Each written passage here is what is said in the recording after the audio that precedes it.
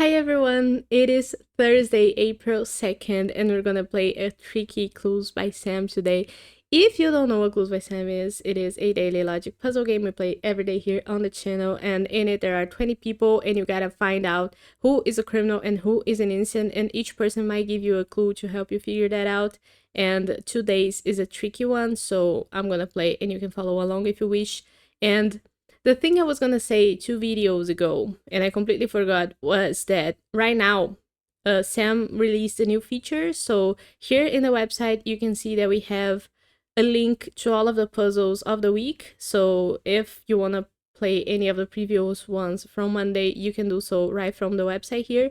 But also, if you want to play any other games from the past, you can check the links in the descriptions of my videos. I have links up until March 2nd was when I started putting the links directly in the description of the video. So if you want to play any of the past ones, they are there. And if you want to follow along with me, there is a link to today's also in the description so we can play together. Let's start. We start with Linda telling us that exactly 2 of the 5 criminals on the edges are in column C. Okay, there's 2 people on the edges in column C, so both of them have to be criminals. And there's only 5 criminals on the edges, so 3 more to find. Diane says that both criminals in row 5 are connected, so the other criminal in row 5 is going to be connected to Zena, who is a criminal in row 5, which makes Tina an innocent. And now Zena says that only one of the 3 criminals neighboring her is to the left of Salil. So to the left of Salil, there's 2 people neighboring Zena. Only one of them is a criminal. The other one is an innocent. And she needs 3 criminals total. So we know that one of them is here. We know that a second one is going to be here in row 5 neighboring her, which means that Salil has to be the 3rd because he's the last neighbor for her. And he is the 3rd criminal on the edge. Now, Tina says that all innocents in column A are connected, so everybody who is an innocent has to be connected to Tina in column A. And what does that mean for us? We know there's going to be a 4th criminal on the edge here, right? Neighboring Zena. So, could Olaf be a criminal? Nope. Because if he were a criminal, then everybody else in column A would be a criminal, since Tina would be separated from any other innocents that could possibly be in column A. So Olaf is definitely an innocent, because if he were a criminal, we would have 1, 2, 3, 4, 5, 6, 7, 8 criminals on the edges. And we know there's no possibility of that. We know that only 5 criminals are on the edges. So Olaf is for sure an innocent. And the same goes for Julie, because if Julie is a criminal, that makes Freya and Brian both criminals as well. And now we have 1, 2, 3, 4, 5, 6, 7 criminals on the edges, and we can't have that. We need Julie to be an innocent as well. And does that happen with Freya too? If Freya is a criminal, that makes Brian a criminal, and now we have 1, 2, 3, 4, 5, 6 criminals on the edges, and we can't have that. There's only 5 criminals on the edges, so Freya is an innocent as well. So all of that we figured with one little clue. Now we don't need Tina's clue anymore. Julie says that exactly 1 innocent in column C is neighboring Max, so that means that everybody else in column C that neighbors Max, and it's not either Henry. Oh, I can't do... Yeah, I'm doing it right. So the lower tag for Henry and Rob, because Max is in column C, so they have to have only 1 innocent neighboring them, and there's 2 people neighboring them in column C as well. So only one of those is an innocent. Now, Freya says there's an equal number of innocents in rows 1 and 4.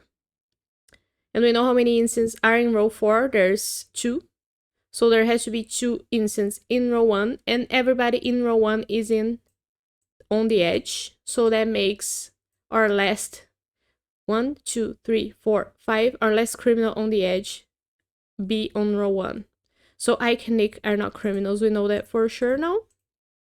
Clear the tags up here. Nick says that 3 of Henry's neighbors on the edges are innocents.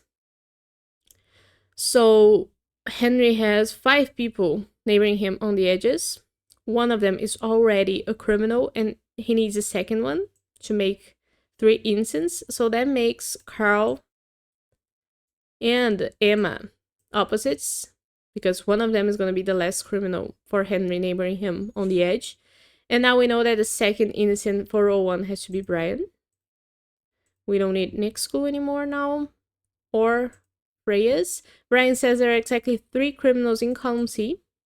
So we know about the 3 criminals. There's Diane and Zena, that's 2, and we're gonna have a third one who's either Rob or Henry, which makes Max not a criminal. I had to read the clue again to make sure.